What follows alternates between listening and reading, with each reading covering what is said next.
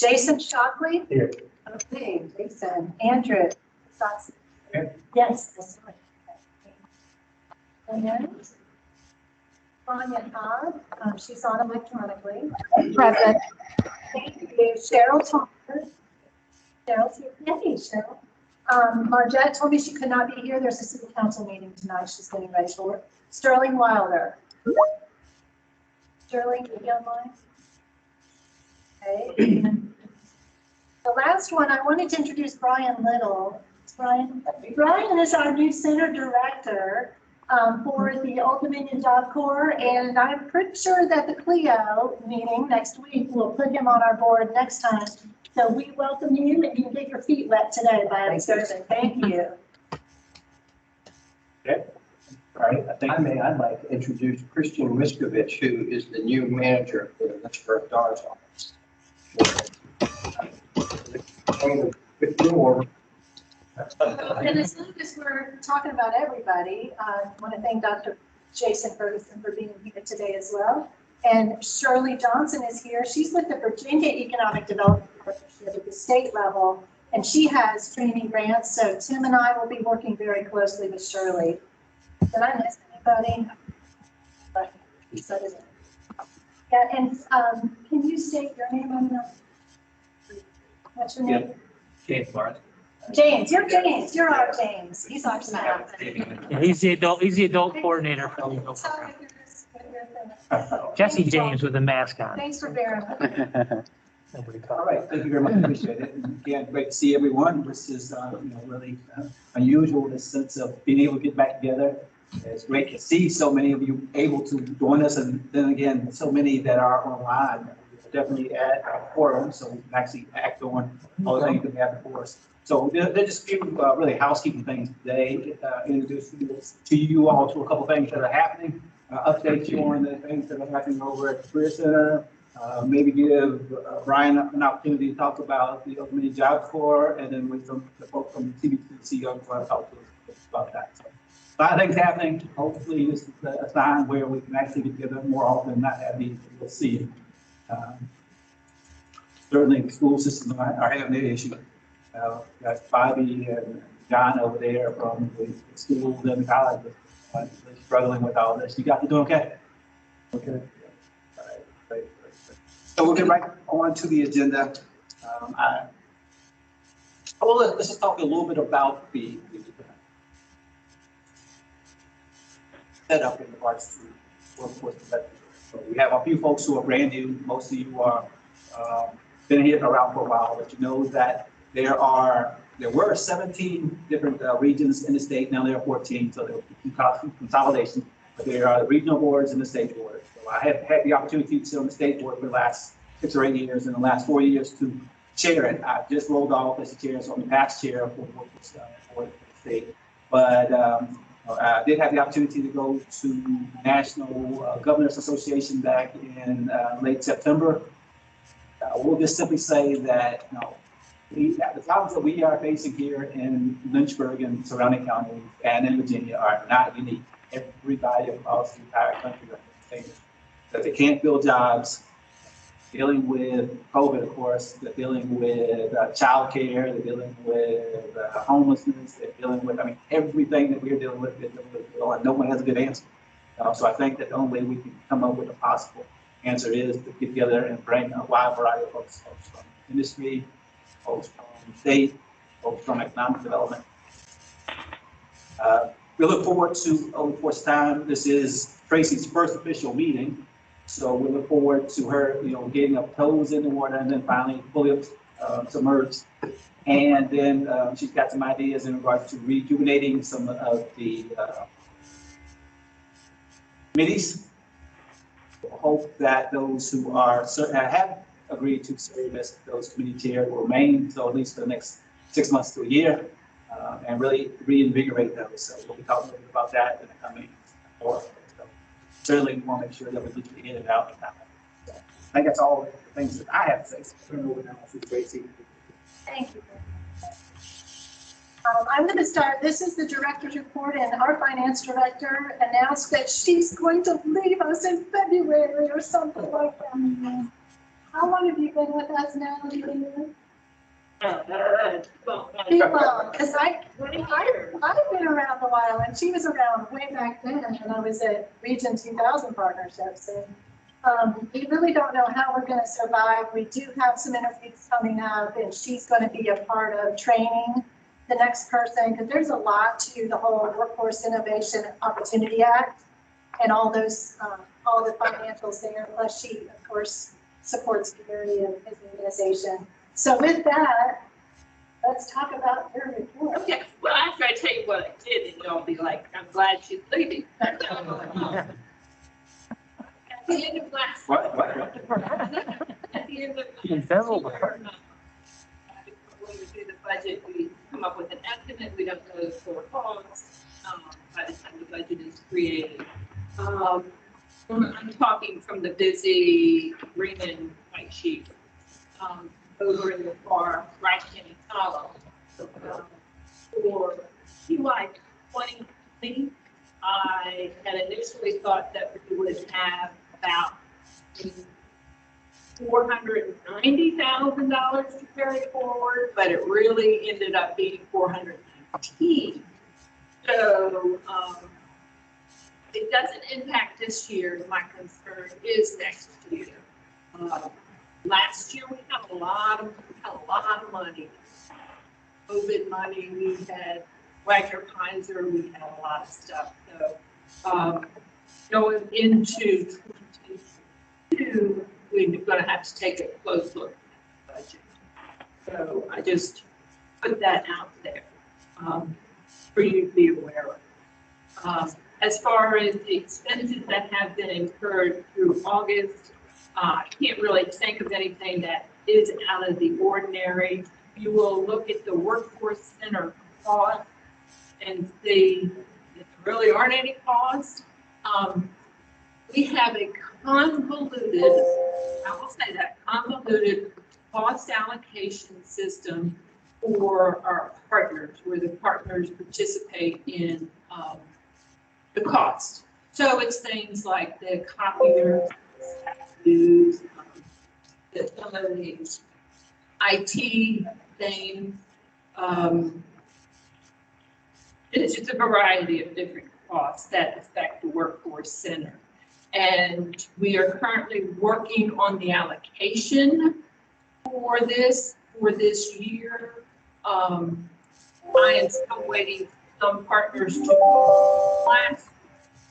So I don't want to do all of the billing and then have to go back and pull it all back and redo it again. So I'm not going to do the billings until we have an agreed upon cost out. So that's why those numbers are. And when she's talking about cost allocation, it's anyone who's at the Workforce Center with the VEC. So the VEC is one of our partners. Nate and the Virginia Department of Aging Rehab Services is another, and there's others. And that's where she's talking about, you know, the cost allocation of that space that we all share and the services that we all share.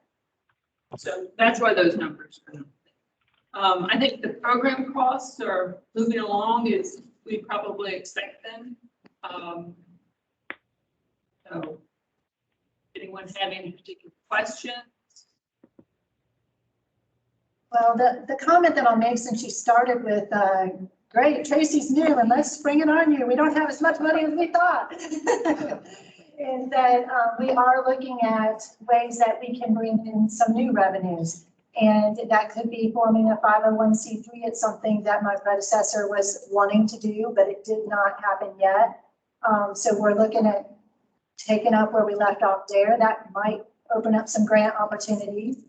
And it might be that, you know, we look at what we're providing during this pandemic and ask our localities to help us a little bit, because in order to serve more people, we do need to support that financially. So more to come on that. That's all I'll say about it. All right, any questions in regards to the financial report? There's a lot of numbers, and really truly, I probably would have to say that, you know, after 20 years of a figure that is probably pretty close to being right. I don't usually jump into it. And Ron, who is our financial chair. He is the accountant, so he does do a pretty deep dive himself, so I feel pretty good that things are great and right. And if we have 2 years to spend our money, is that correct? Correct. Yeah, and so if we don't spend it all this year, we'll have it for the next year. If we don't spend it the next year, then we give it back. How much have we given back? None, there we go. So that's the answer we want. So we've always been able to spend, and our monies can come up or down. That's a very, very crazy, unique, and really convoluted formula that they come up for what we get every year. So sometimes, when we do very, very well and our area is doing very well, our monies go down. Sometimes we are penalized for doing our job very well. We'll see in the months and years to come as to what the budget looks like. But right now, we don't have. And then I have just a couple little things in a short report. First of all, I want to thank Christine. She comped this room today. This is a fantastic room that we can really spread out in. And this is the only reason we were able to meet this way. So thank you very much, Christine, for that. And just wanted to give you some good news too, is last time we met, we had our SWOT analysis. And that was something that we had to do as part of our local plan. We do a strategic plan, and then we do these every 2-3 years, we have to do these local plans. And the local plan, we submitted before I started my job, and the state came back and said, you need to do a SWOT analysis and you need to add some more information. We did that, and we did get word back that it was approved. So our local plan that we just submitted was approved. It's now on our website. Thank you, Tim, for posting that. And Matt, you can tell me, didn't you have a state board meeting? Did y'all approve our local plan at the state level? Yes, we did. I haven't heard. Right. Okay. Well, it comes as a group, so I think that we voted on it. On a set of them. So it's now sitting on the governor's desk, and I assume that he will also approve it before there's a switch over there. And then there's some carrot cake for everyone today. It's really good. Lori and I tested it out, and it's for Lori, because Lori is graduating from Leadership Lynchburg. Session. Yes. She has a session tomorrow, but I'm already invited to her graduation. We're hopeful. And Lori has already showed us her leadership skills. Did we already pass those committees out, or are we going to? I will. She will be passing out committees in her report, committees that you can sign up for, and we've added a new one. So we really want you to think about, not just where you used to serve and signing up there. Some of you might want to serve in the same space you were in. And some of you might have new passions and new things that you want to serve on. And I'd like to see the committees have their first meeting before our next big board meeting a couple months from now. And I'll be there to help support, and our staff will be. So, and then the final thing is that Tim's been giving great presentations throughout the state on the workforce shortage, and he's going to give us a great presentation today as well. But he's also put together a really good document that was emailed to all of you, and that is about how we can get our business services team back and going. We called it the Talent Solutions Team in the past, and then COVID hit, and kind of nothing's been happening. We've got to get out there. There's so many workforce shortages and workforce challenges that we've got to have that team back. But we want to do it in the way that the state wants us to do it, and also what makes sense to best serve our businesses. And Tim will explain it a little more as to what our theory is there. So more to come on that, but we are talking about involving all of our partners, the people that can actually provide the grants, such as the EDP is on that list, and our local economic developer, regional economic development, Christine, you'll have Megan or Jamie there, and then we'll have our partner, the BEC, the DARS, and all the different partners that can help. So that's it for me. Thank you. Okay, great, thanks. Any questions for Tracy?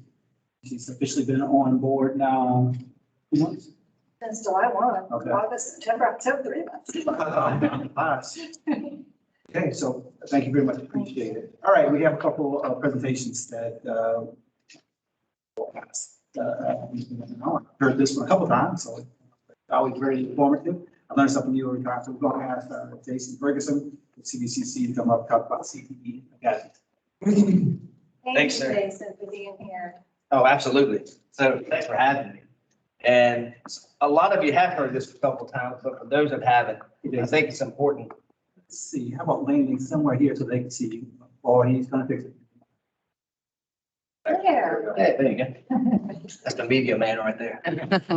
So just some background in case you don't know, if you're not aware. So with the CT Academy, this is something that came about, the concept a few years back from a couple gentlemen sitting here and some others in the room thinking that we needed more career technical education opportunities for high schools at the time, and kind of like the STEM Academy. So in working through this, the CT Academy kind of evolved into this part of our division, because in 2019, CVCC restructured into two divisions. We have the transfer division, which arts and sciences kind of covers math, psychology, humanities. And then we have professional and career studies, which is all of the career and technical education programs, including workforce. Many of you have worked with like Francie, Di, or maybe Deborah Short over the years. So all of that falls under one division now. So in our division, the CT Academy, that's where that's housed.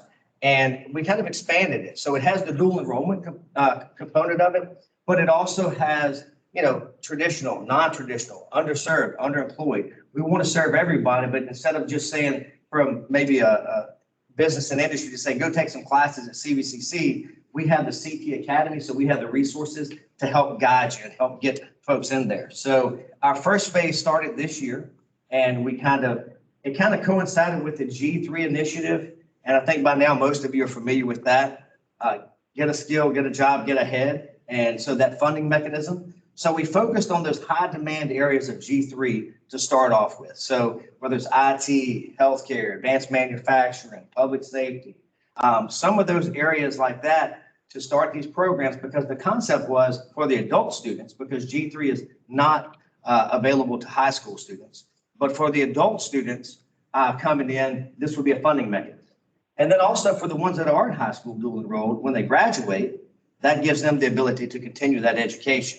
So that started this fall, and with the Go Virginia grant that we received, thanks to Gary and many here for working with us to get that grant, we were able to hire 2 coordinator positions. So we have Scott Pleasance, and many of you know Scott, who's our coordinator of business partnerships. His main role is to work with business and industry, with our workforce and economic development partners, to really build those relationships, help us really make sure that we're meeting the needs of the community. And then another component we're really looking forward to building up again is our work-based learning opportunities. So Scott will be working with that. So whether it's through apprenticeship, internship, job shadowing, whatever mechanism that may be for a business, we have that in place. And then at the end, the job placement. So having these relationships, now that the student has graduated, they have the credentials, let's get them into the workforce. The other position is Jason Clark. Jason Clark has 27 years in CTE and K through 12 experience. He's our coordinator of CT initiatives. And Jason's job is to really work with our school systems, and that's public, private. He's working with Job Corps, he's working with Jubilee, he's working with many other programs as well to see how we can really have this meet the needs early on. And we really want to start that with this is really get from elementary on up. So we really want to get some programs going at the elementary school level for awareness, continue that into middle school for exploration, and then continue on to high school for preparation, and then get them into the CT Academy, whether that's as a junior or a senior, to kind of jumpstart that career. So we recently established our 2 advisory committees. So we have one advisory committee of all of our education partners, and we have another one for all of our business and economic development partners. And anyone is welcome to take part and join us for those. We'll be doing quarterly meetings and gathering input from as many folks as we can to kind of help, again, advise us what we need, maybe some changes, things we need to add, things we're doing really well. And then from that, the 2 chairpersons serve on the steering committee. And then we have a strategically placed steering committee based on the areas of interest and things that we cover. that will oversee kind of the whole CT Academy. So a smaller group to really help make those decisions and help drive based on the feedback that we're receiving. So if anyone's interested in serving on any of the advisory committees, I know some here are, and I really appreciate you doing that. So that's kind of phase one. These programs this fall, everything's going pretty good with those programs. The G3 initiative, again, has boosted some of that. We're hoping with the school systems, we were, with the timing of the Go Virginia grant and getting the coordinators hired, we were a little late based on budget times. So hopefully by this coming fall or fall of 2022, we'll be able to really grow the dual enrollment side of that even more because we've had a whole year for schools to plan. And then that kind of leads us to phase two. We've got some renovations that are happening at CVCC. So we have kind of gutted our HVAC lab, and now that occupies a third of that space.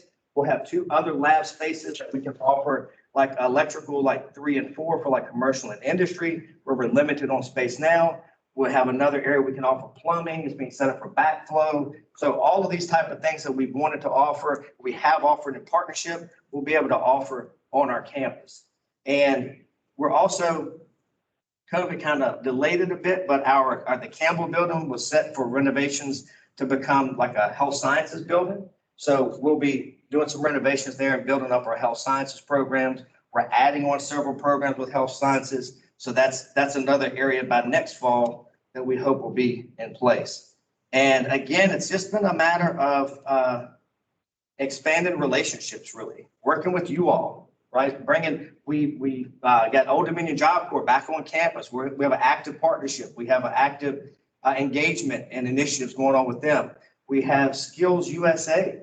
We now have the state rep that will be housed at CVCC starting next month. So you'll start to see more stuff, competitions, and all of the leadership that Skills USA kind of brings to the table for career education. And then the ultimate goal would be down the road, if we could do so, is to maybe construct a building, maybe have something to build upon what we have now, because space tends to be the issue with some programs. Our welding program, for example, there's not really another time we could add more folks to it because we're kind of maxed out in space. So opportunities to expand this as we grow. And I'll say the other part of this too for business and industry is also think about our workforce solutions. That's kind of part of this, an indirect part. And we have complementary programs. So like business management, things like that. They're not G3 programs, but they're complementary and tied in with CTE Academy. Culinary is another one that's not G3, but it's tied in. And with our workforce solutions, if we need to do customized training, that's an option. If we need to do short-term training, that's an option. We're starting our new solar installer program.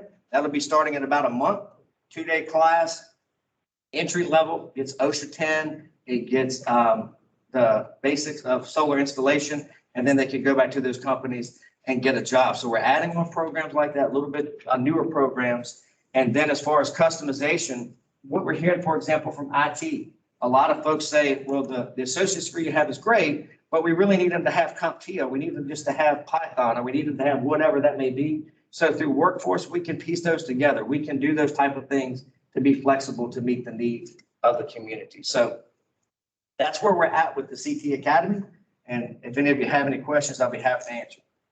So I think that Campbell County is probably the biggest user of it. Bobby, you got anything you want to say about that? No, we're real happy that, that it's off the ground and going. It's kind of modeled after the program we've kind of had in place for a while. We're hopeful that the G3 money will eventually pay for some dual enrollment, because right now our students are not eligible for those funds.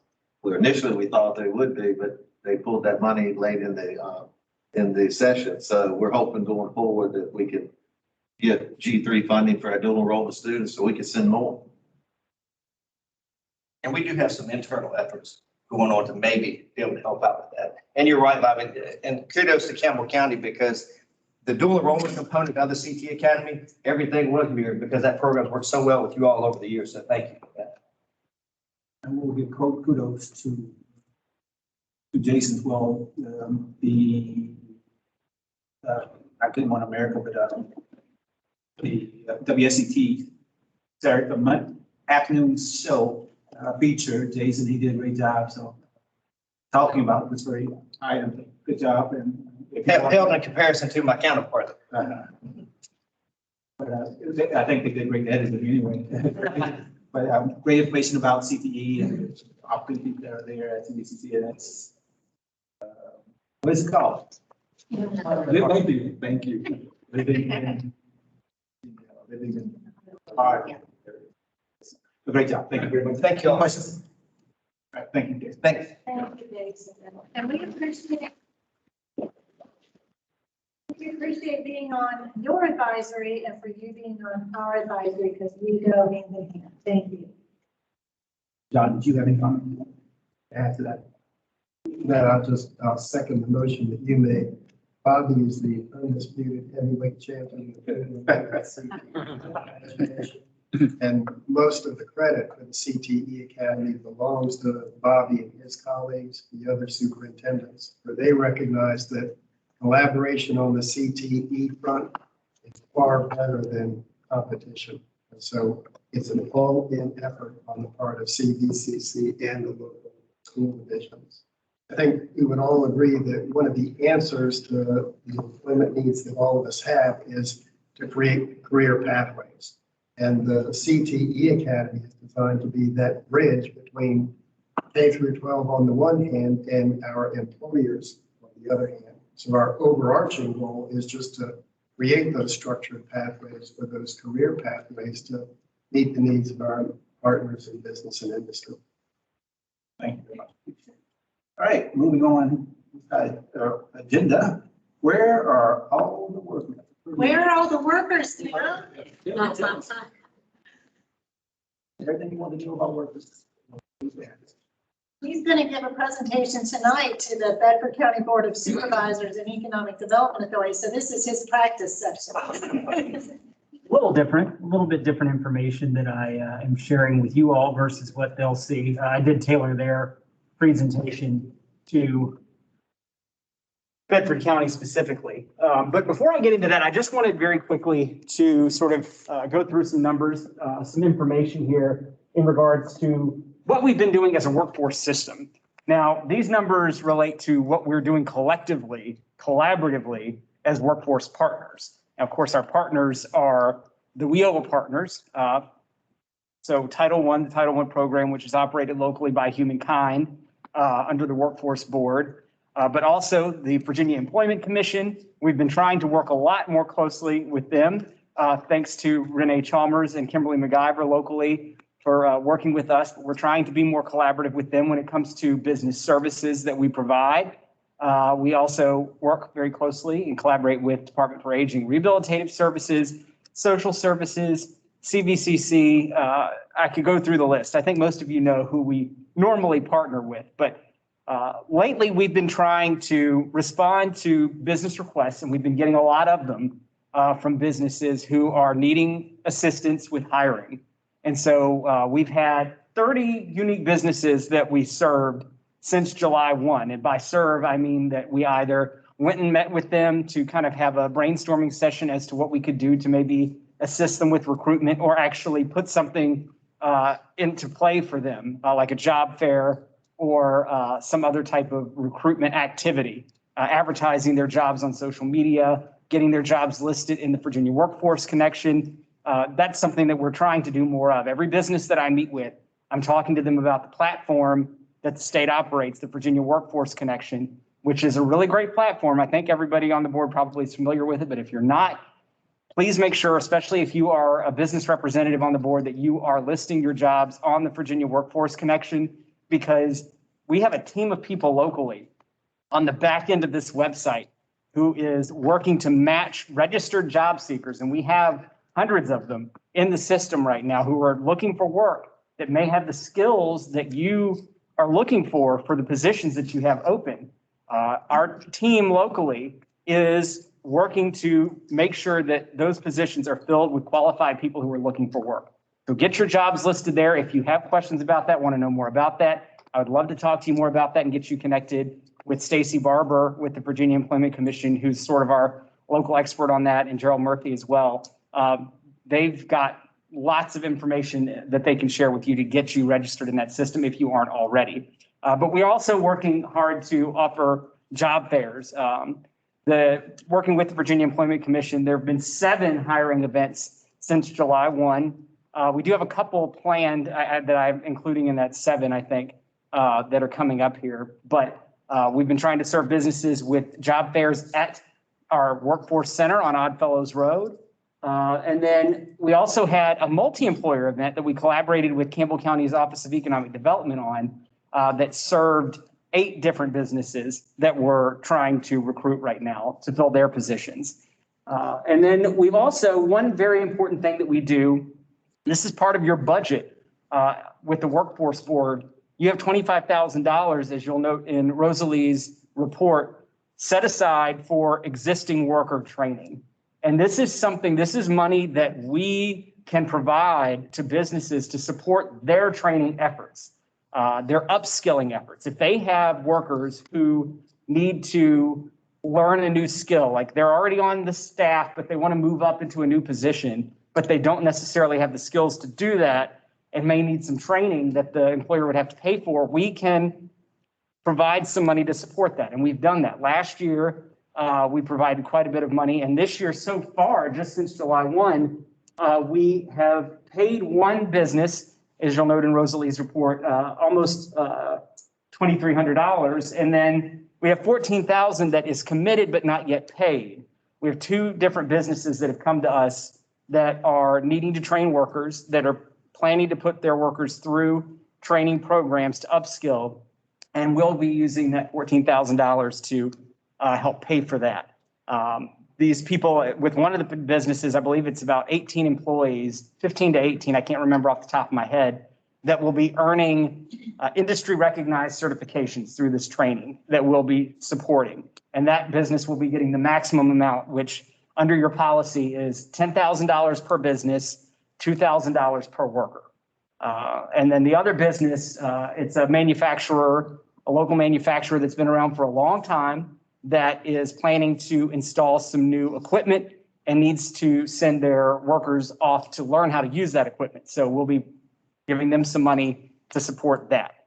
So very excited that we are able to serve businesses, but we still have a lot of work to do because as I'm going to be talking about here, there's still a lot of issues when it comes to hiring. So you've probably been wondering, everybody's wondering right now, where are the workers? But I just want to highlight some numbers here that I've been pulling. I pulled these up actually for the Virginia Finance Officers Convention last month. And I wanted you all to see this as well because we've lost workers during the pandemic. We've actually seen our civilian labor pool shrink. And of course, the civilian labor pool is the sum of employed and unemployed workers.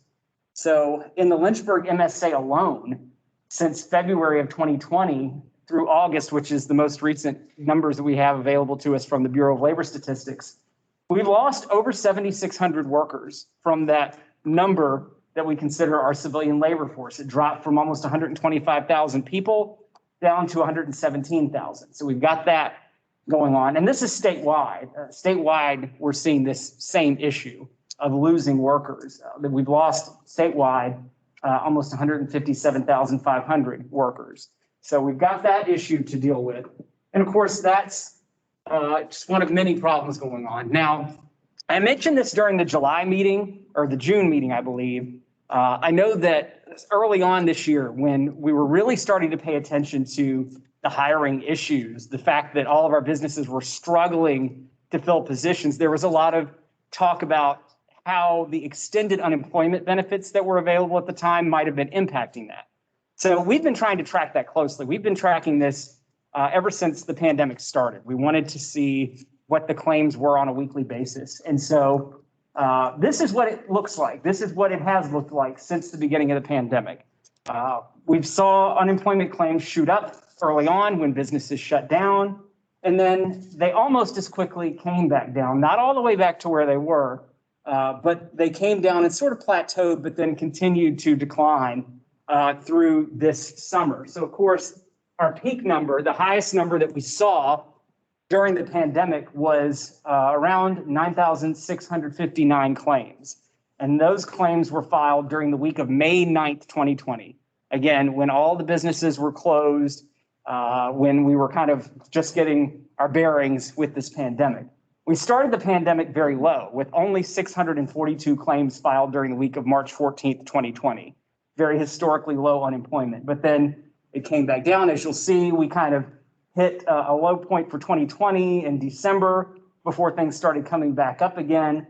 The lowest it ever got to from March 14th of last year to today was 879 claims at the end of July. We were almost back to where we were in March of last year.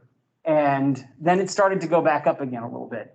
And we've actually seen an increase since the extended benefits ended in early September, the week of September the 5th. We've seen a little bit of an increase. And Renee, correct me if I'm wrong on this. I believe the VEC has cited people filing new initial claims after those benefits ended to see if they might qualify or be eligible for regular unemployment. So we have seen a little bit of an increase, and it's now back up to roughly where we were in early June. So unemployment, though, what I want you all to notice is not terribly high at the moment in relative terms compared to where we were, considering that in March of last year, we were at historic lows. Where we are now is not terribly bad when it comes to the overall picture, certainly not compared to where we were when things were shut down. This is a VEC question. Have we caught up with the claims? On to the claims. There's still some of the backlog, but we are working with for staff and making strides. So one of the other issues that businesses are having right now is they're in competition, very tough competition with each other. If you are in business, you already know this, but I wanted to put some numbers up here to kind of quantify things for you. We're in July of this year, we saw a record number of job openings nationally, 10.9 million job openings across the United States, according to the Bureau of Labor Statistics. And that's up from February of 2020, when that number was already relatively high. Even at that time, 6.9 million job openings was, I believe, a 10-year high, as you can see in this chart. When we were still in the midst of what we called then the Great Recession, we only had, coming out of that, around 3 million job openings nationally. And of course, it doubled going up to February of 2020. Over that 9-year span, we went from 3 million to 6 million, which was a pretty high number, but it was a pretty steady increase. We did see a drop off in job openings, or a slowdown, 2016 to 2017. But for the most part, job openings have been increasing over the last decade. And then, as you'll see, as we came out of the lockdown phase of the pandemic, that's when the job openings really started to go into outer space. We went from having 4 million job openings in April of 2020, back almost within a month or two to where we were when the pandemic started. And then it just shot up to where we were in June, when we had 10.07 million job openings nationally. So when you think about that, when you've got this competition, very intense competition between businesses for workers, somebody's going to be the loser in that scenario. And unfortunately, we've got a lot of openings in our service industry related jobs, retail jobs, things that are on the lower end of the pay scale, that they're really struggling right now because they're in competition with our manufacturers, who are able to pay considerably more and are able to hire and are hiring people with less experience than they might have previously. So we do have that going on. We also have a lot of disruption when it comes to people leaving their current job and moving on to something else. Because you have this competition and this opportunity in the workforce right now, people are seizing the opportunity and they're doing things that they might not have done in the past 10 years when things weren't as stable. You can see here, this kind of charts 4 different sectors or 4 different areas of the workforce and the quit rate. And you'll notice even in jobs that usually don't see a lot of disruption in terms of people leaving, coming and going a lot, jobs like IT, accounting, and management, even they have seen some disruption and a higher number of people quitting their job to take on a new role. So we've got that happening as well, which is creating more job openings and more competition. Employers that would normally be able to hold on to their workers are having to fill those positions, and they're in competition with the ones that would be hiring under probably any circumstances. Tim, I can't see what the legend is. What are the two lines? I apologize, Nat, I don't have that on there, so I'll have to go back and look that up for you. I mainly put that up there sort of as a visual to kind of illustrate the fact that you have quite a bit of disruption throughout different sectors.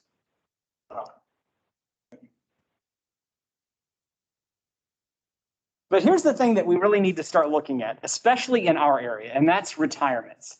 The demographics, unfortunately, are not in our favor, especially when you get out to the counties.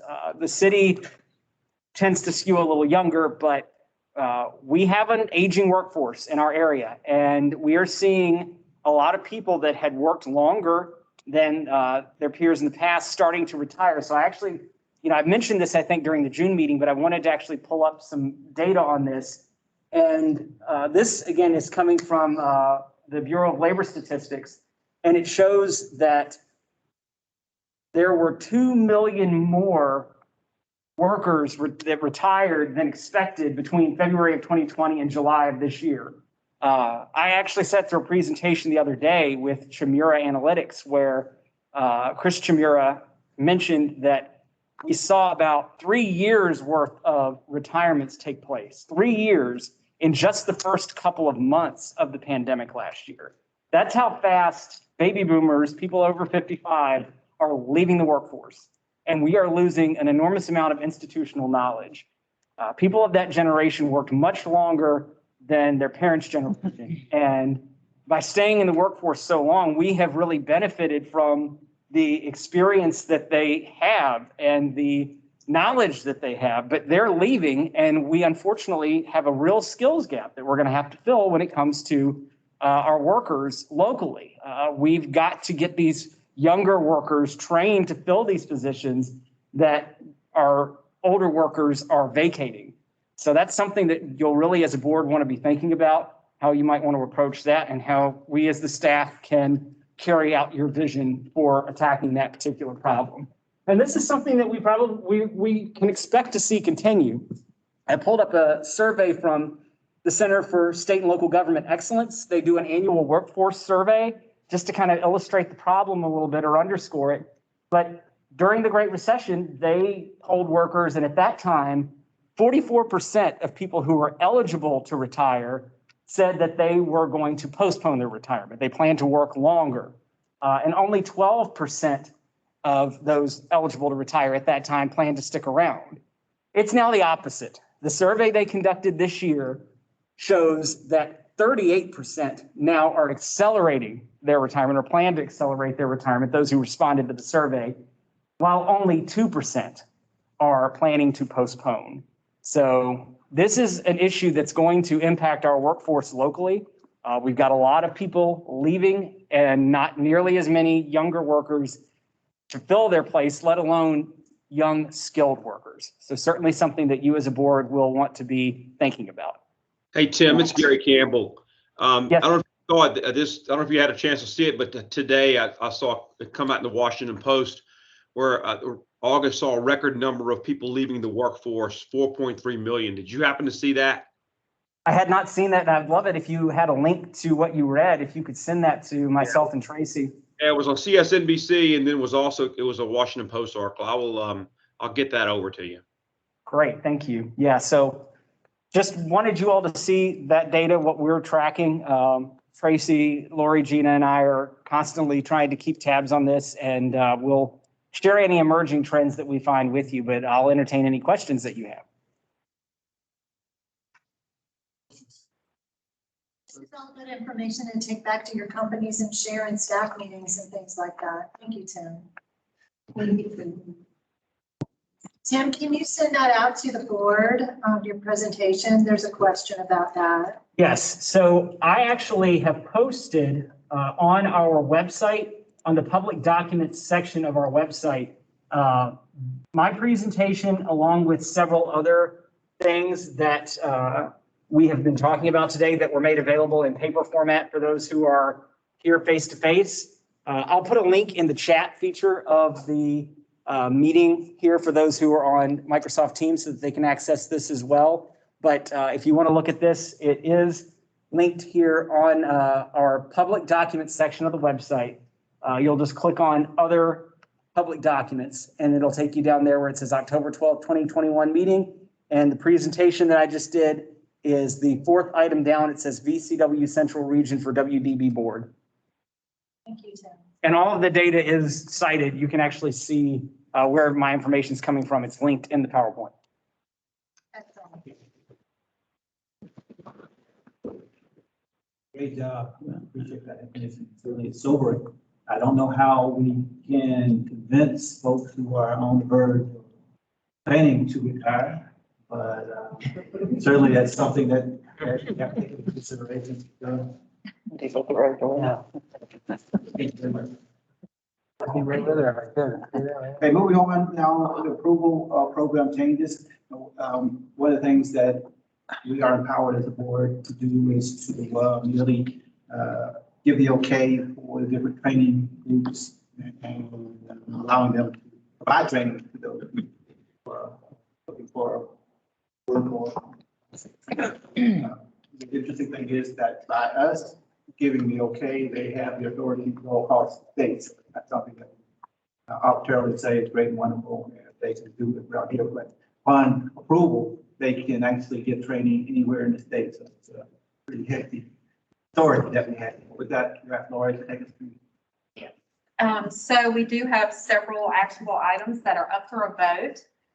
The first one today is for an amendment to an existing local policy, and that can be found inside your agenda packet. It is our local policy on work-ready services.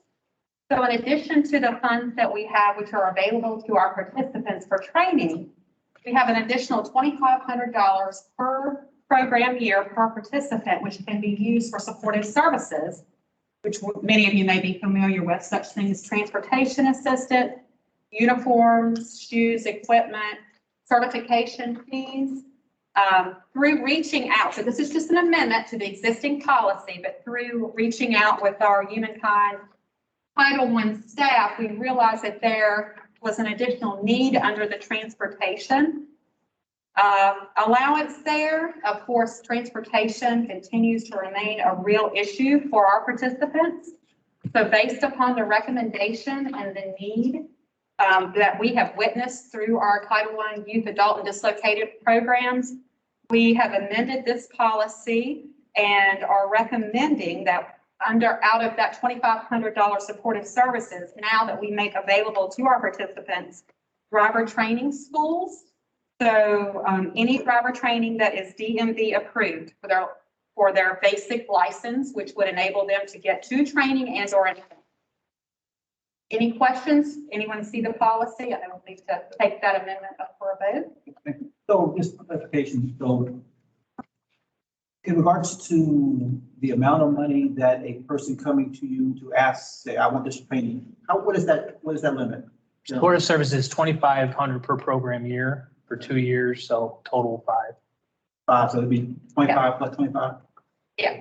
Well, yeah, we're asking for an increase. Right. We're not increasing the funding. The only thing that we're actually doing is adding that driver training to the existing policy. We're not increasing the actual funding per program year. Yeah, I appreciate what Lori, because she actually checked with other areas too. And what we found is we had a couple of youth, especially out of school participants, who just never were able to get behind the wheel and all of that. And so instead of us paying for a bunch of Uber back and forth to training, if we can actually help them get their license, again, it's kind of the teach the fish, give a fish thing. So we're excited that we can do that, which we just hadn't been able to do that before, but other areas have done it. Well, how many employers put a requirement of? You need a driver's license, right? Sure. Whether you're driving Sure. for work or not. Exactly. And can you hear me okay? Yes. And these are really specifically youth who will have access to a vehicle, but do not have anyone in their family who can teach them to drive. So it's a sweet spot of someone where we can get them their driver's license and then they can just start driving. So we have this information with me. Do I have someone who would like to make a motion? Who's that? Okay, Cheryl, second. And, okay, Nate, second. The problem with the second, we accept this policy on work-ready services and include transportation. All those in favor, or any additional discussion? Hearing none, ready for the vote. All in favor, aye? Aye. Right, thanks. Got the thumbs up over there. All right, anyone against that? Ayes have it, and the motion is correct. Okay, great. So next item up for discussion on an annual basis, we need to renew the existing eligible training providers who are approved in our region. As Nat said, once they're on the list, many of the other local areas do allow their participants, if it's fitting, to attend those trainings as well.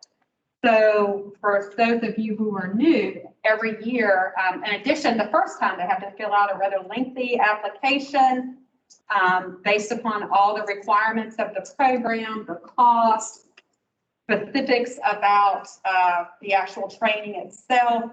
In addition to now they've added a new equal opportunity focus on all those things. So we're really checking those out. So once those programs fill out an initial application, they're placed on the list for 1 year. And we are required, you all are required to renew those on an annual basis. And you should have, hopefully when you walked in, received a list of current eligible training providers. We do have one program from Susie G. Gibson, 2 from Central College, 24 from CVCC, 2 from Raspberry Hill, 1 from Victory Vocational, 2 from Non-Occupational Careers for Women, and 6 from VTI. Those were existing, already previously approved and renewed trainings in this year. And so we need to renew those. I've kind of just given you a snapshot. I will kind of give you a heads up. The state has put new additional program performance requirements that will be impacted next year. So next year, when we go through this process, we'll have more information in regards to how the actual training providers are performing.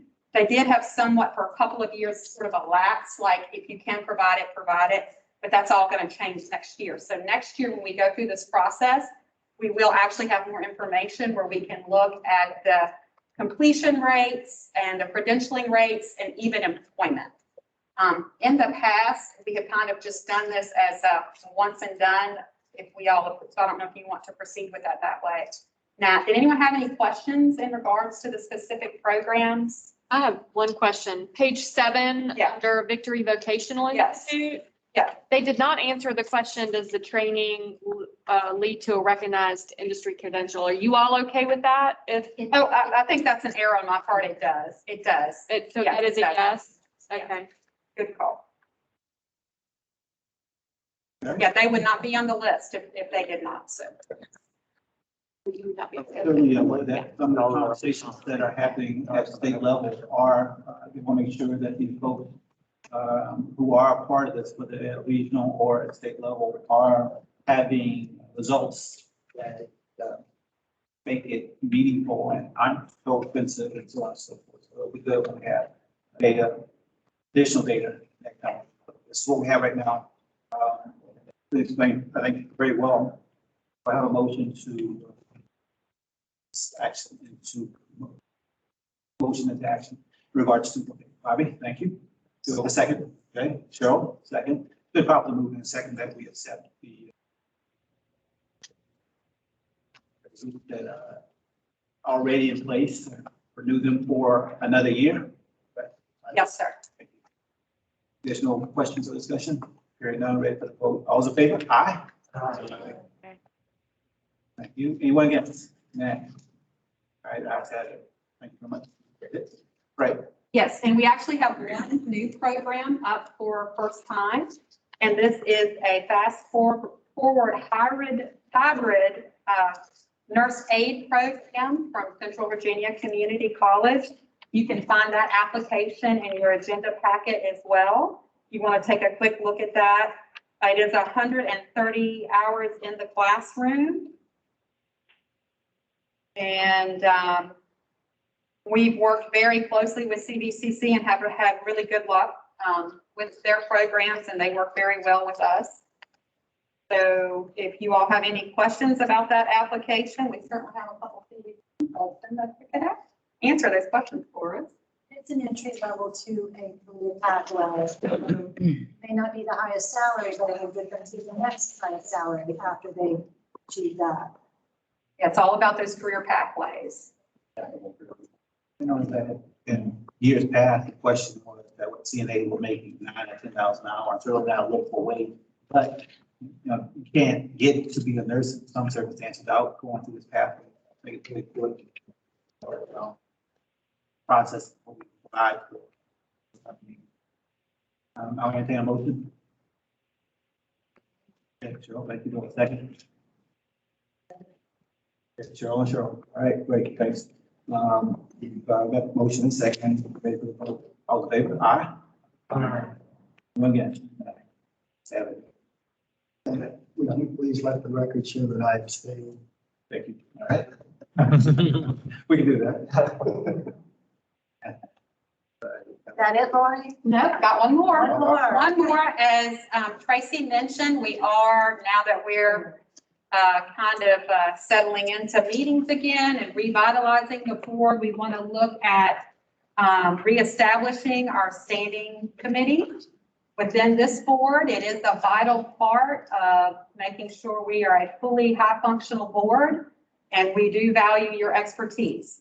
So currently we do have, we had 4, and we're actually adding 1 standing committee. I hope you all received a copy. It's titled WVB Board Members Guide Standing Committee Job Description, but it gives you a brief description. The new committee that we're proposing that we add is the Diversity, Equity, Inclusion Committee. Again, we want to make sure that we are serving all customers in our region, and we are reaching them and adequately have strategies and plans in place to reach and serve all of our citizens. So we do have the executive committee. I will say that is comprised of the chairs from the other standing committees. The new committee, which is the Diversity, Equity, Inclusion Committee, the Finance Committee, Operations and Performance, and Youth Committee. If you all want to read those, what we are asking, a couple of you guys have been sort of placed on the list already, but we are asking that if you read the description and you have a particular interest or expertise, that you go ahead and volunteer to serve on that committee. And I will pass around a list that you all can sign, and we will get back with you. And for those of you who are attending virtually, I will scan those lists and put that information in place and send that out to you all, so you'll have an opportunity. And if you already know which committee you want to serve on, please put it in the chat. If you want to chair it, put that too. Yeah, okay. So, and staff, I will tell you too, we've already discussed it, and some of us have been placed on committees already. So we'll just go ahead and circulate these, and please feel free if you have any questions to let us know. We will be sort of, the staff will try to assist and organize and coordinate things to take some of the burden off of you all. Just let us know your needs. That doesn't mean we're chairing it. We're still the chair, but we'll help with coordinating the meeting and just hold that going. Okay, were there any specific questions? I will say that if you don't sign up, I'll sign you. The stereo thing, I'll try to figure out which one's the worst one, and I'll put you on it. You're a good chair. All right, thank you very much. I'm just going to pass these around, so please don't leave today before you have an opportunity to take a look at this. Give Bobby the opportunity to say that it's you, the best one, right? I think, Bobby, you're the only one that we put you down as chair already.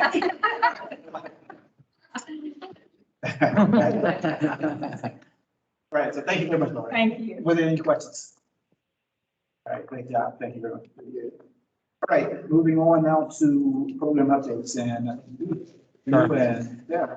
Yep, I don't want to take too much of your time, but if you can find this page with our branding colors on it, you'll see I want to highlight a few things, and then Sarah has a few one-pagers updates for the youth program that she wants to go over.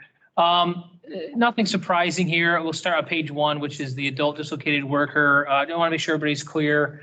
So this is a year-to-date comparison for the previous program year and then the current program year, last program that ended in June, right? So the program year goes July 1st through June 30th. So we're comparing PY 19, which started in July of 2019, went to June of 2020, and then July 2020 to June of 2021.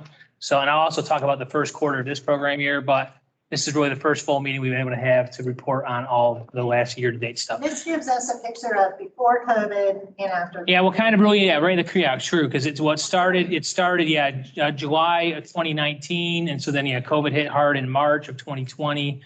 So actually, there were a few surprising things. If you look at the adult stuff, you can see obviously the active, and that just means people that were served during that time, so there was some carryover. Obviously was down in 2020, and again, most of this is through the COVID kind of years that we're still in, obviously. Enrollments dropped, but I'm excited that credentials actually went up in 2020 compared to last year, which is kind of surprising because we'd have a lot that dropped off because you got that kind of COVID kind of carryover year, and it was hard. A lot of the colleges shut down, and when they did, even though the colleges moved quickly to virtual and to try to, our people, a lot of them didn't make it. They just disconnected, and we lost out on that. But employment even up from the previous year, so kind of excited about that. But you can see obviously the enrollments are still not where we want them to be. Ultimately, the bottom one is youth, and it was interesting there too. So we had obviously pretty significant drop in enrollments for PY 2020. But again, credentials were close. Employment's a little off, but credentials didn't drop tremendously. And, and Tracy asked me to look at this first quarter. So this would be July 2021 through September of 2021. And I would love to say that we're seeing big trends up, but we're not yet. Active is a little bit lower in adult, but enrollments are up. So we're at this time in 2020, I know it gets confusing with all these dates. We were at 17 enrollments to this standpoint. Now we're at 21 for the adult dislocated workers. So we're actually up on enrollments for the first quarter of this program year, but down a little bit in youth from 13 to 9. And the out-of-school youth population, it's a tricky thing, especially now when there's no question. Sarah can talk about this in a minute too, but when you look at the going to virtual, a lot of our in-school stuff, we have youth career navigators who are actually in the schools, right? Well, when the school's closed, they're not in the school, or when they're virtual, it's a challenge. So there's been some unique challenges there. But those are, and I've got one more thing on the back, and then we'll let Sarah talk about some of the kind of unique things that the youth program has been able to do in this last program year. But any questions, confusion, comments, anything about just the basic program numbers for adult dislocated worker and youth? The other was that constitute in regards to the localities. Oh, no, so that's on the back page. I haven't gotten there yet. Yep, that's okay. If you go to page 1, the front one, yeah, but I'll get to you in that one in a second. Questions about any of that? So I did also want to show, and it's just hard to do year to date. We used to do this for all the partners, but it's been a little bit trickier. And I did want to kind of show the other things that we do. And so this will also reflect on Renee's staff and mine, but just the traffic into the actual center. So that's on page 2, and you look at the top. So obviously, as COVID started raging on, we had 7,619 calls or visits into the center during that time, and most of these were all calls because it was hard for people to get in. And now we've dropped, which is good. We've seen that drop down to 39, 37. So that's a significant decrease. But if you notice, the dropped because it dropped, or did it drop because they couldn't get in touch with it more? No, I'm hopeful that it's dropped because we'll be super honest here. The 7,619, everyone but 19 of them were UI. They were all looking for unemployment information, period. It's 2019 though. Yeah, but it goes 2019 to June of 2020. So March is when it really hit. Thank you. Yeah, so you've got all of March, April, May, June, you've got those, and those were peak, kind of crazy months. So actually for me, that number is better. We're in a unique field. People grasp that. Like, we don't want to see large numbers coming into the center. That means people need work. We want people working. I don't want people coming into the center because then they don't need us. And so when it was 600 unemployment claim, that's wonderful. We'll figure out other things to do and we'll help and whatever. But I don't want to see 10,000 people coming into the center because that means that they aren't working. So to actually see it drop for me is encouraging because it means people aren't needing as much as help as they were during that time. And then again, I put in the orientations for those who aren't clear about how that works. So, and again, this will come up later on, when we talk about portals and all that other stuff, but we did a really good job. All the partners that everybody's mentioned, DARS and ACE and VC and everybody, we got together a long time ago and created a system to connect people to each other. And Tim was a great help. Even Savannah back in the day was a great help. And we created a system to get us cool people in for all the Title I partner services. People used to have to come in on Monday morning at 9 o'clock and sit through an orientation. We're required to do it. It's a law to do orientation. So if they came in Monday at 2 in the afternoon, they waited till the next Monday. If they came in at Tuesday, they waited till and somebody would get up there and do a little PowerPoint and put them through this rigmarole and this spiel. And I'm gonna be honest with you, other areas, they only do that once a month. So we were actually kind of ahead of the game doing it once a week. It's kind of sad, but anyway. So one of the things that we did, 4 years ago is we created an orientation that's online. It's a virtual orientation. It's a video that all the partners worked on together. And somebody now with Tim's newest revision makes it so much better, and it literally drops it down to about 12 minutes. You sit there, you learn about all the partners, all the services. You fill out a form at the bottom of that. It's an electronic form. You hit submit. It comes to me. It comes to one of my staff, and it comes to Tim. And we immediately know what their need is, what their interest is, what partner services they might be connected to, and then we connect them to those partners. There's something that's coming down the pike that's going to mess all that up, but we won't get into all that right now. We'll just focus on, we have a good system that really works well.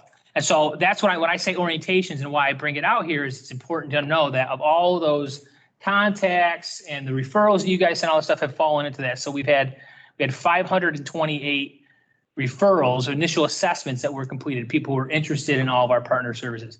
I will say a little side note, and I would love to know this eventually, and it would be a little bit tricky to get. I can speak of it for the Title I stuff, but of those 528, now again, they weren't all interested in just what I call Title I, which is adult dislocated work injury. It could have been DARS, could have been ACE, could have just been help with VC. But only 21% of those people actually ended up enrolling in a Title I program. So just to let you know, that means that, again, it could have been another partner, or maybe they didn't meet priority of service, maybe they weren't eligible, or literally when you try to engage them, they just disappear. And that's the reality of the clients that we kind of serve. So that's a pretty interesting stat. I don't know if anybody else is tracking that. I want to kind of study that a little bit more as we go and see how we can figure out how to increase that stat. And all I did was, if you look at the number of enrollments on the backside and you divide that by that, you'll see that it's 21%. But again, that's still a great number. Again, think about that. Again, when we took over the program 4 years ago, we would average about 4 or 5 initial assessments, orientation participants a week. So maybe you'd get 20, if you were lucky, 20 a month. All right, well, now we get hundreds a year now because of the system that we all kind of work together. So it's a great, it was a great accomplishment there. So yeah, so then the next stat, I wanted to just kind of break it down so everybody can kind of see by locality, because we are a regional system. And I want you to understand that. So again, all those calls, all this, that's somebody with a problem, somebody with a concern, somebody had to talk with them, somebody had to follow up on it, somebody had to work with them. Could have been an appointment where they came into the center. So every one of those numbers represents significant amounts of work. And so you can see the breakdown between Lynchburg. And so other is, we actually get calls, especially during the pandemic, we got calls from Texas and from all over the place. So the other is any other county that falls out of those 5 that we technically serve. Questions? Any questions? Yeah. Yes. Question. When you talked about that 21% statistic, it struck me that that's a lot like the numbers that we see at CVCC between students who express an interest in going to college and actually follow through. Is there any kind of consistent or ongoing follow-up with those people who seem to dissipate? Yeah, so it's hard. So because of the numbers that we get, with my staff, and during the times when the pandemic numbers have kept things enrollments low, we've increased that. But normally for me, it was like we'd do 2 or 3 shots, give them a call, leave a message, do it, 2 or 3 times, and then we kind of put them on a do not enroll list, and we move on. Now, if they show back up, we'll work on it. But and James and Sarah could probably chime in, and Chantel if she was here. That has probably increased a lot more during this time when the enrollment numbers have been lower. We've been willing to work. But here's what's so hard even with that. You spend that much time chasing somebody for something that is a long-term commitment, months, maybe a couple of years with a lot of hard work. And so we get nervous because even if I chase somebody 3 or 4 or 5 times and they finally show up, then I want to see the percentage of do they actually, because then we get into performance, and we can talk about that. Because then once we enroll them, then they're ours, and how many of those don't follow through? So it's tricky. I would love to have a larger conversation, and I know I don't want to take up too much time, but Career Essentials is another thing that we've instituted to try to help, again, meet the needs of the employers who've constantly told us for years, hey, we need soft skills training. We need people to show up on time, know how to, cooperate and communicate. And so even in the midst of the pandemic, we started that July of 2020. We've had 51 people complete that. That's including people who are doing it. So CVCC does it, we do it, and they do it in partnership with ACE. 43 actually got their credentials. 88% pass rate on the Career Essentials, which I was actually really excited about because it's involved. For us, we do it for 6 weeks, 3 times a week, 9 hours a week. But having more things like that on the front end will help that the other percentage, maybe not the 21% get them involved, but it'll help those 21 that show up more guarantee that they'll finish it at the end, which is even more, I'll be honest with you, that's more important stat to me than even the 21%. Of the 21 that we get, how many, I want 100% to be successful when they're done with it. So yeah, that's interesting. That's kind of encouraging, though. And again, it's not a shot at the people we serve, but the reality is the people we serve have a lot of barriers where we wouldn't exist. So they have long-term unemployment, criminal backgrounds, stresses that most of us maybe had once, but don't think about a whole lot. So it's unique. Basic needs. It is. It's a lot. And my career navigators do a phenomenal job. And that's where it's hard. This kind of stat, that 21%, I share it and it's important to talk about it, but I want to emphasize that these guys are doing everything they can. I just had we had a dislocated worker who kind of flaked on us, and Denise showed up at his house yesterday, just showed up at the door, said, I'm here, what's going on? And she got to talk with him, and they'll do that kind of stuff. So they work really hard to engage people with that, but it is a challenge. It is a challenge. So other questions before, because Sarah does have a couple of cool things to go over about the youth program specifically, and I don't want to belabor anything. We want to hear from Sarah. Wonderful. Thanks. Sarah, Steve. everybody Thanks, does have Tracy. everybody has your forms, so you can reference them. Okay, and so for my fellow virtual members, we'll send those out after too.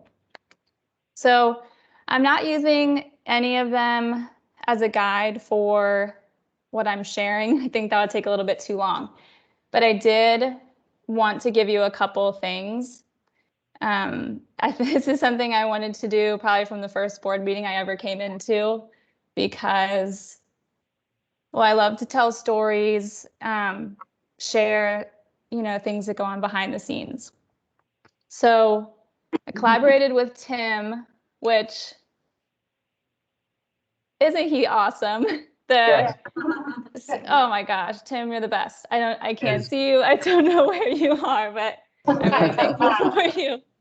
Okay, so the form that says what's going on in the youth program, just a little creative idea to show you, just not comprehensive, but 10 different, what I thought was very eclectic things that are going on at any given time, such as that we're doing something that's never been done before, co-enrolling youth in the adult program to add to services that we can provide.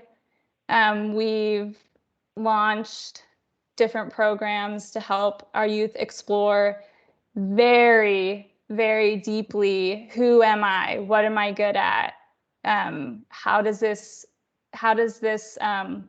apply to a long-term career pathway?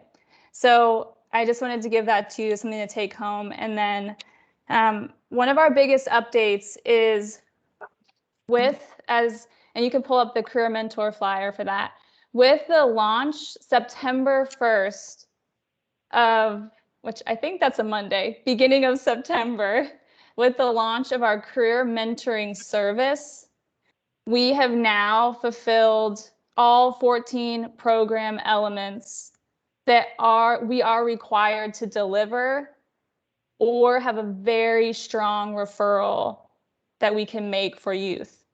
That doesn't mean that we won't continue to expand each of these services. That's the joy and delight of our program, to do better and better. But we now have resources for every single program element. So We're really excited to launch this career mentoring service. So my goal is to connect every single youth in our program with a working or retired professional that is in their similar career pathway. Once a month for an hour for a year. The career navigators are phenomenal at guiding from start to finish transition into a high demand occupation. What a career mentor can do is say, this is what this occupation's like. This is who you should network. This is a certification you never would have thought to get. You should get this. This is the event you should go to. These are the different types of welding that you shout out to Mike Hertzler for that one. Different types of welding careers, they're not all the same. So we want every one of our youth participants during the life of the program to be connected with a mentor. Sarah, can I jump in on that real quick? Yes. Something that Sarah else was, because again, so please take a look at it, because we would love for all of you to consider it, but I want you to think of it from a perspective that you might not be thinking of it from. And Sarah's got a meeting set up with Sheriff in Bedford, who's looking at this unique perspective, and it makes a lot of sense. You know, we all talk about how hard it is to get kids excited. You know, we plan this whole, what do we call it? The big Worlds of Opportunity. Yeah, World of Opportunity stuff. It's just ways to try to get youth engaged and excited about a career path. So he's looking at this, not only is he going to be able to build into a youth, but this is a recruitment pipeline for them. They're going to say, all right, if we actually have people mentoring these youth and get them excited about this profession, about this career, we're actually helping to fuel our employment needs. I know it's small pieces, but it's just a different way of maybe thinking about it. Cool to invest in the kid. That's wonderful. Love that. But also as an employer thinking, man, this is a way for maybe us to get people excited about, you know, actually becoming that profession someday. So it's wonderful. I'm thrilled at what she's got going on. Yeah, and this just is more of serving both of our customers, employers, and our participants. So I could talk all day about this mentoring service. I would love to hear from you if you're interested in it. I'm very big on creating what I would say is human capital for our participants. Who they're connected with, who we are all connected with matters so much. And I think a mentor is a huge part in expanding that. So do I have a couple more minutes? Couple, yeah. 60 seconds. Okay. So I also wanted to share, we've really been enjoying our collaborations through braided positions with Campbell and Bedford counties.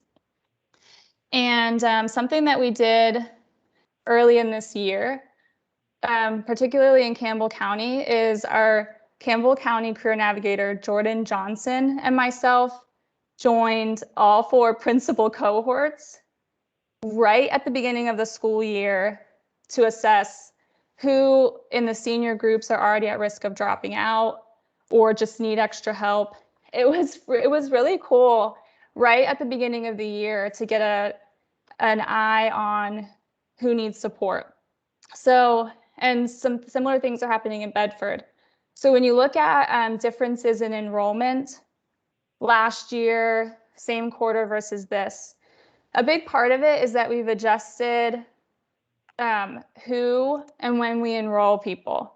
So with our responsibility to have a 75% focus on out-of-school youth, we've shifted to providing basic career services to in-school youth who were previously a huge part of who we enrolled and who are getting referred to us because they have eyes on them in the school system, so they're being sent our way.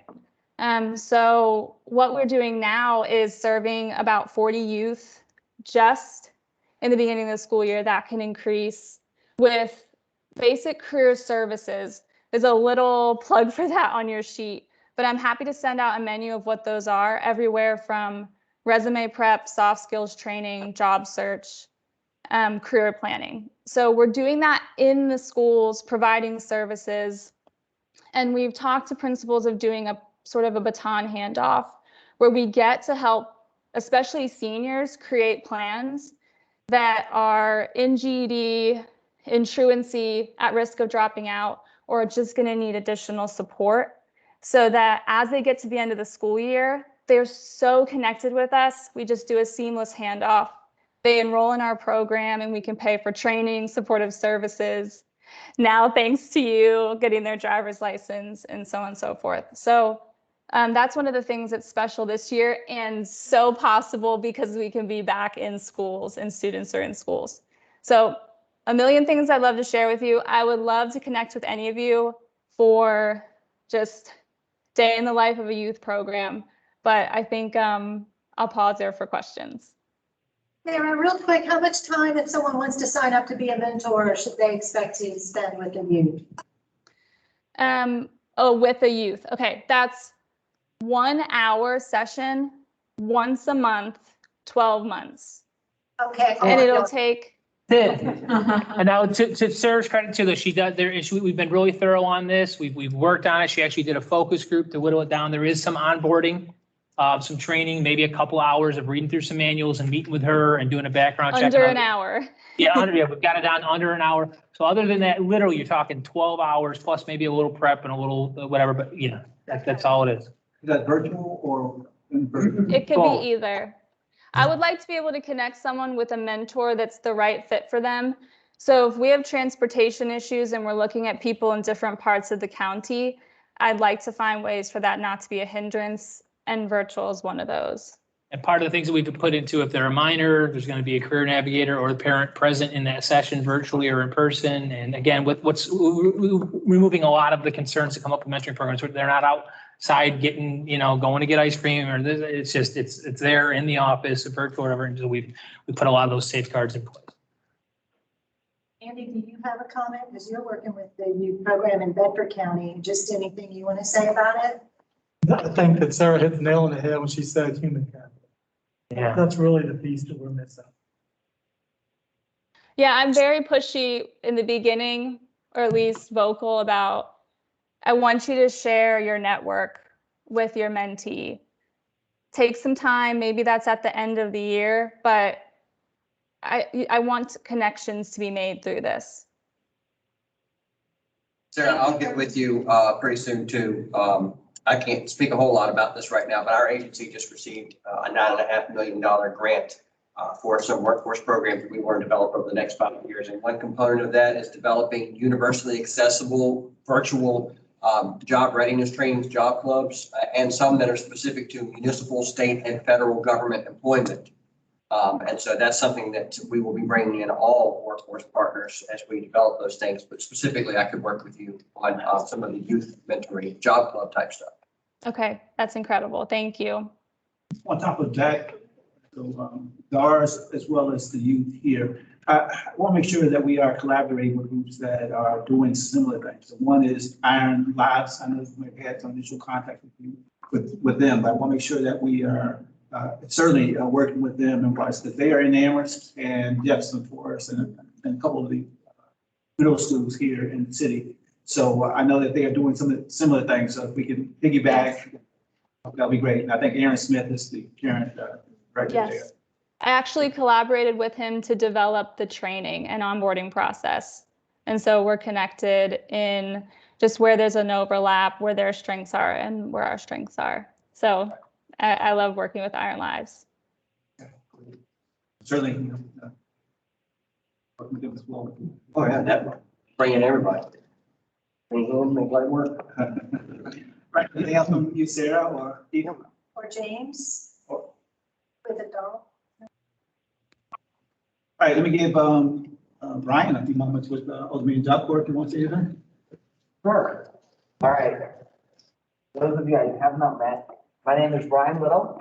I'm the Center Director at the Old Dominion Job Corps Center. We have been hit pretty good by COVID. We've actually been, facility has been closed residentially, basically, for the past 18 months. We've been housing a few students that were homeless and didn't have anywhere to go back to whenever we did close down. But other than that, we've been basically on pause by the government. So we are slowly starting to reopen. We've reactivated and got about 27 students back so far. But because our facility was closed for that length of time, we have a big problem with 5 of our dormitories. So we were given $5.8 million last week to start renovation. So we're going to be doing a lot of work over the next year to the campus and setting it back up. That being said, we are going to be working on non-residential. We've got some partnerships set up to start bringing kids, non-residential students into the program locally, which should help expand our footprint in this area. And we are working with Jason Ferguson, CVCC and BWXT to make sure that we also enroll in their CTE programs. So we're going to be expanding that program as well. And we already have our first cohort of students that should be starting with us in weeks. Those will hit 50 students in that by the spring as well. Well, congratulations on your Thank you very much. promotion.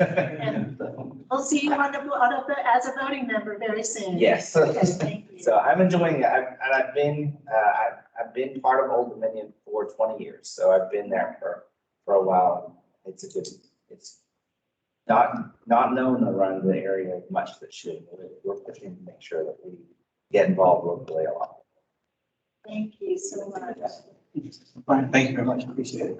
All right, this is program updates, and that we wanted to make you all have the opportunity to bring forth any concerns, thoughts, ideas, things that are going on in your organizations or your companies. So we'll take a few moments as we get close to wrapping up. Anything that is unique or happening with your groups?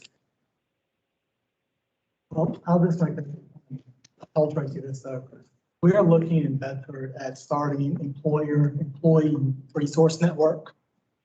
So I have a theory that we support our businesses with the employees they already have to help their employees overcome whatever burdens they're having that keeps them from coming to work.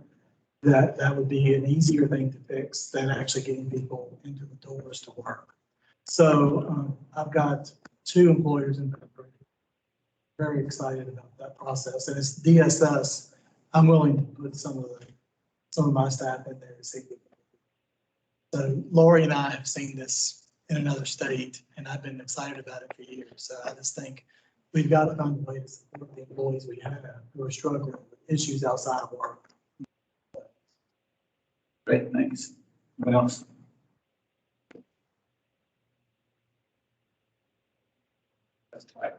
No, one of the things that I don't think you have an answer, but certainly is one of those things that's been ongoing for really 5 or 7 years, ever since we moved into the VEC. We at one point talked about moving over to Ward Road and CVCC. We talked about looking at different places. Got any feel for, you said you want the number to decrease from 7,000 to 3,000. I agree with you in one sense. I don't want it to be that they're not showing up because they're not aware. Yeah, they want to go over to our program. Do we have a sense that there are folks who just don't want to go to that location for whatever reason? It's funny. I know that's been a talk for a long time. I've never been on especially since the 460 and other stuff opened up. I don't have a problem with location. I think it's pretty centrally located. It's easy to get to, but I don't know. I mean, I think maybe you have to do some kind of community survey to determine that. I'm not sure. I don't get a sense. I mean, Renee could chime in. Like, we don't have people that come there that tell us, oh, this was just such a hassle to get here. I don't get that. But, and again, it's cheap as dirt. I mean, the rent is, I don't know how you're going to beat $6 a square foot or whatever it is, but I'm just saying. No, but if CVCC does a Build Back Better grant and gets the grant and they build a facility, we want to have some representation there as well. Yeah, I think it's all open for discussion, but I personally, you asked me specifically, I haven't heard that. Okay. Anecdotally or any hard numbers that like the location's some awful place to get to. It's just actually pretty convenient.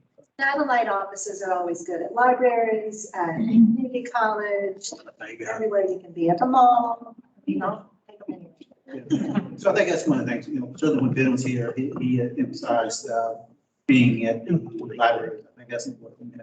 As the mall rebounds, and certainly that's the place you want to be as well. Where are the people? Young folks are and old folks, wherever, be there. All right, anything else to come for the group? Remind everyone that there's cake over there. Tim. Just real quickly, Nat, one thing that we were going to cover, I think, under the program updates. That's okay. This is a matter, if we have a moment to get to, the business services team. We just want to talk about this really quickly. This is something that's in the very back of your packet. For those of you in person, if you're online, this was emailed out in the packet as well, last page. But we are trying, now that Tracy's on board, to rethink how we serve businesses through what we call a business services team. This is something that, as a workforce board, we're tasked with doing. We're to bring the resources of the workforce system to bear to help our businesses.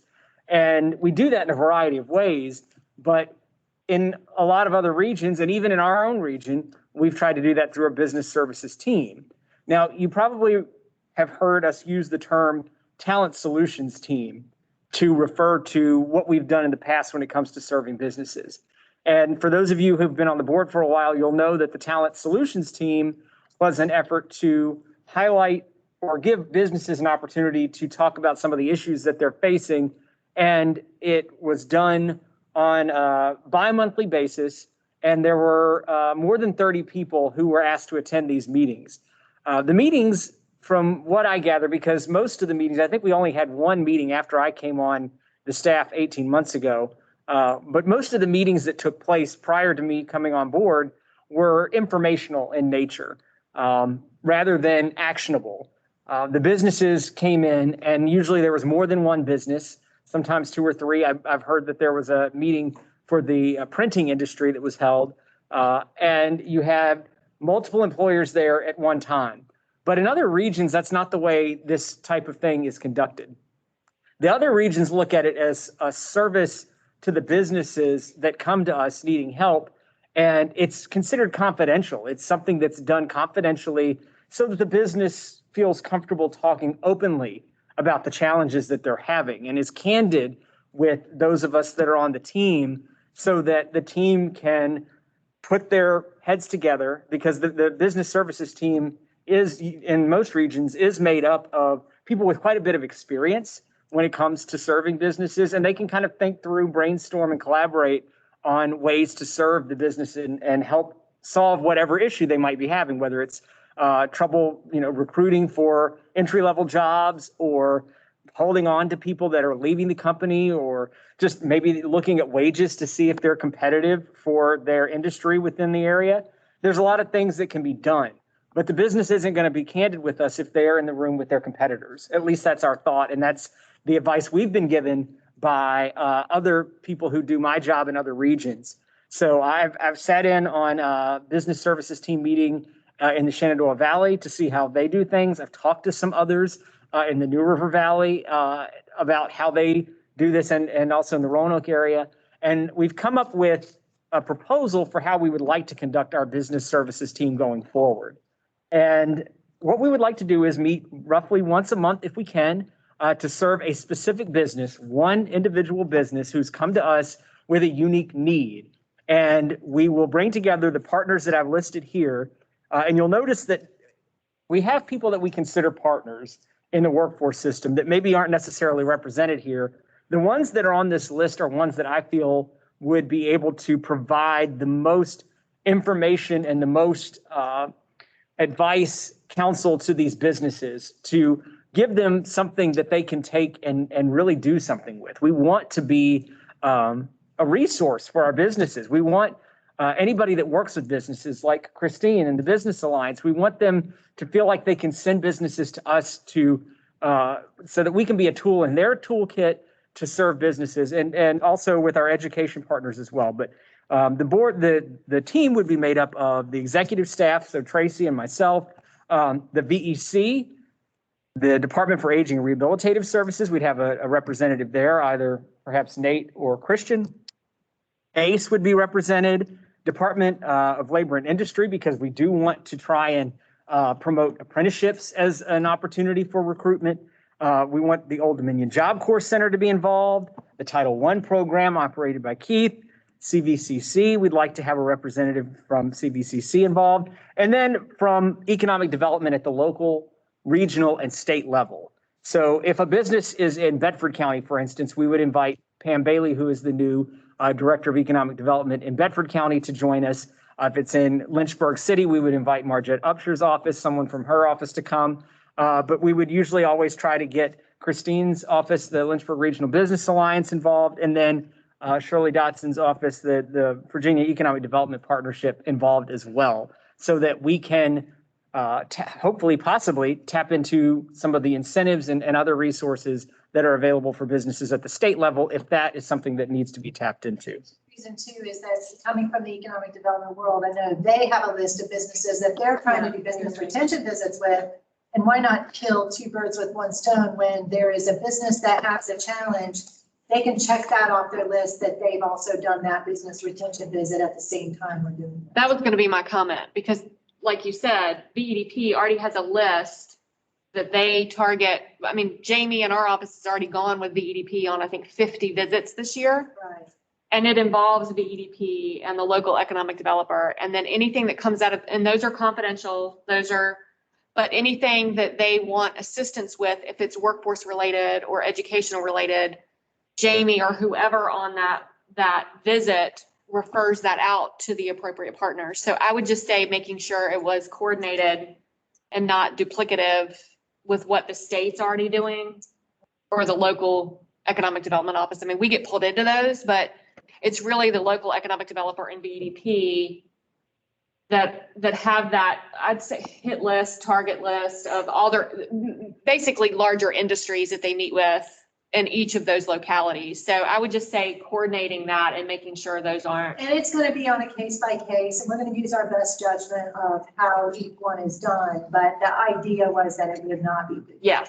And a lot of the other regions, that's how some of those things come about, are directly from BEDP. Yeah. I mean, so outside of Lynchburg, I participate with 4 other business services teams for the region's workforce services boards. And this is the model, the universal model that everybody else is using. After reading through this, I would sign off on this 100%.